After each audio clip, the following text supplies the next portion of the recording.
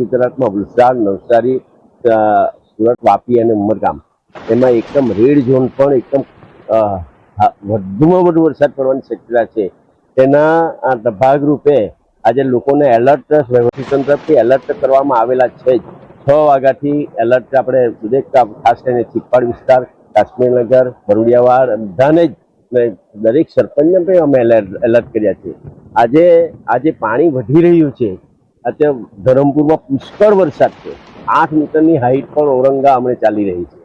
એટલે અમે પણ આજે મોડી રાતથી 1 વાગ્યાથી આજે હમણાં ભારતીય જનતા પાર્ટીના આગેવાન રાજાભાઈ, મામુભાઈ, પ્રદેશના લઘુમતી મોરચાના સભ્યશ્રી અને જિજ્ઞેશભાઈ, યુવા મોરચાના પ્રમુખશ્રી શહેરના એટલે કાર્યકર્તા ધીરે ધીરે સાથે અમે બધા સાથે ફરી રહ્યા છે.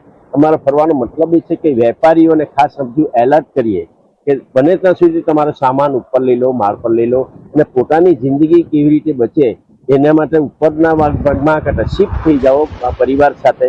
એ જ ખાસ અમે બધાને જણાવી રહ્યા છીએ અને બધાને ઇન્ફોર્મેશન છે જ. બધા વેપારીઓ એલર્ટ છે બધા જ.